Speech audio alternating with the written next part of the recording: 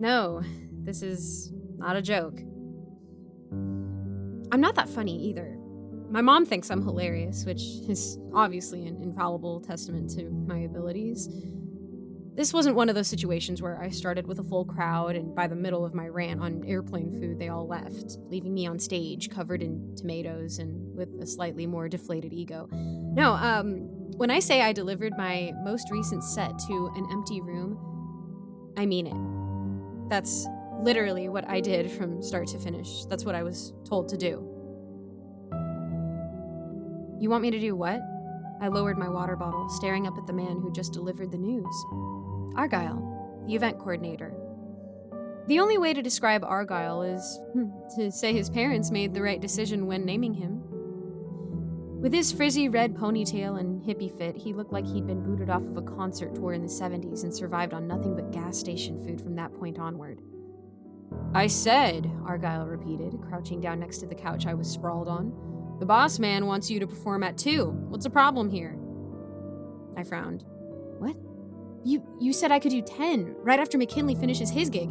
If you wanted me at 2, why call me 5 hours early?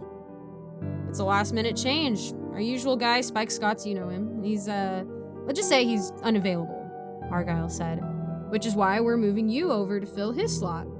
Again, what's the problem? The problem? I sat up straight. Dude, the problem is that the club closes at 1:45. Who exactly am I performing for if you guys kick everyone out by then? That's not for you to worry about. Right. Not having an audience definitely sounds like something I shouldn't be worrying about. Listen, kid, do you want your money or not? I'd consider $75 for the night to be pretty generous considering you're just starting out. Argyle gave me a pointed look. Man, screw that guy. I rolled my eyes. Okay, you win. Make it an even 100 and I'll do it. 80. No, 100.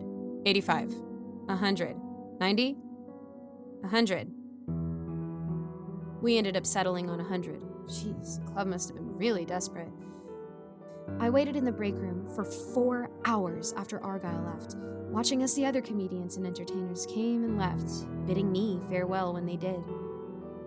And when the clock finally hit 1:45, the laughs and chatter slowly started to dissipate until it was completely gone. Dead silence. Hey, you ready? It was Argyle. He stood by the door, a man purse hoisted over his shoulder. I got to my feet, ignoring the white-hot needles prickling at my legs as I did. Wait, dude, you're leaving?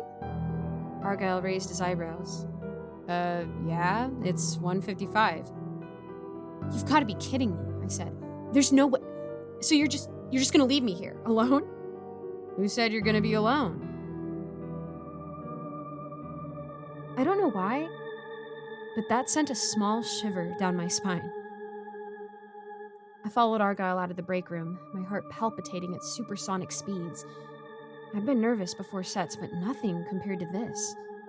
I thought the club owners were playing some weird prank on me. Maybe there'd be a secret audience full of people, but they just told them to be silent.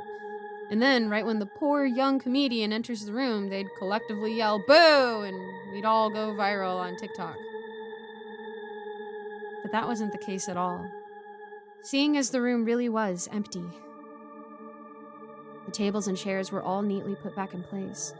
The staff were all gone too. What was especially strange, however, was that the lights were dimmed down more than normal. Candles were all that graced the otherwise clear tabletops, their soft luminescence barely illuminating anything. Good luck, kid, I heard Argyle say. He slapped me on the back. Just treat it like any other show. Don't be boring, because if you aren't funny, well, never mind, it doesn't matter. You're gonna kill it in there. Sure, thanks. My mouth had gone very dry. Wait, but Argyle... But he was gone. I looked around, baffled. Weird. I glanced at my watch. 1:59. I really wanted the $100, so I guess I didn't have a choice. With a deep breath, I took a step forward, toward the stage. Usually I'd be met with a spattering of totally deserved applause, but I was met with nothing this time. I'd probably die on the spot, though, if I heard something even as benign as a cough. Hello, hello, hello, I said once I reached the mic. Big turnout this evening, huh? Low-hanging fruit, I know, but it's not like I'd be met with any jeers or anything. It cleared my throat. Some would say an empty room is a comedian's worst nightmare. I wouldn't say that, however. An empty room should really be considered a comedian's saving grace because I'd argue a full crowd is an even bigger nightmare. If we weren't afraid of people, we wouldn't be doing what we're doing, and the majority of us wouldn't be unmarried either. Ha ha ha ha ha. I had to fill in the blanks to keep myself sane as the ludicrousy of the situation slowly started to catch up to me. The room was much colder than I remembered it being. It was almost like someone had deliberately cranked down the thermostat. My teeth started to chatter as I continued. Yes, so I hesitated.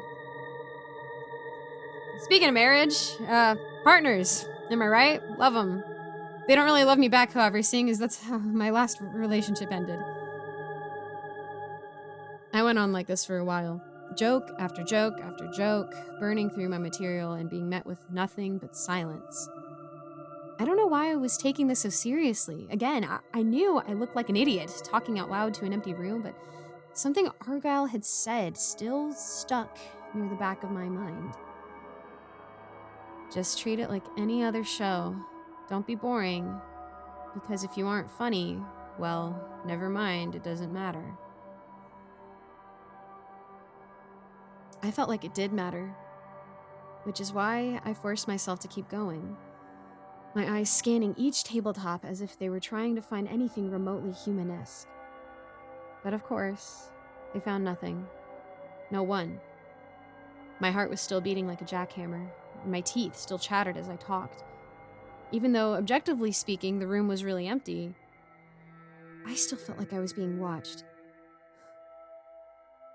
It wasn't a good feeling. No wonder Spike Scott suddenly became unavailable, I thought as I moved in closer. I'd met him a couple times. He was the one who originally suggested I perform at this club after seeing some of my material at an open mic event.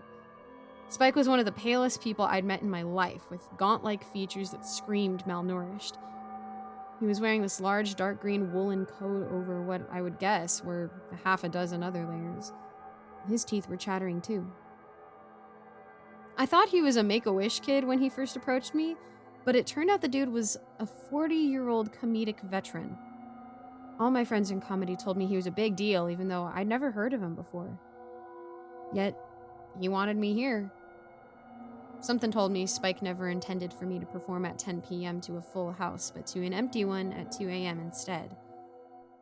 And that's why 9/11 wasn't completely Al-Qaeda's fault, I concluded, finally. No, actually, it was United's for serving the worst meals known to mankind, even terrorists. Thank you. I bowed, pretending the room had burst into applause yet again, and I left, my stomach roiling with an odd mixture of both fear and, weirdly, excitement. I packed up my backpack in the break room, panting heavily as I did, and slung it over my shoulder. I then exited the club, escaping into the biting night, presumably $100 richer. I was just about to turn the corner when I noticed something that prompted me to share this story with all of you. Something horrifying. Ping. My heart still beating wildly. I tore my eyes away from the large dumpsters just behind the club from what I had just seen and looked down at my phone. It was a message from Argyle. Hey, nice work. Everyone loved you. Would you be free to perform tomorrow night as well? I quickly threw my phone back into my pocket and speed walked away from the dumpster. My blood as icy as the Arctic, and my skin definitely a little paler now. More gaunt. I don't know if my eyes were playing tricks on me, but I swear, I saw the dark green sleeve of a coat sticking out from the dumpster. Matted, dirty, and caked, with just a sliver of dried blood.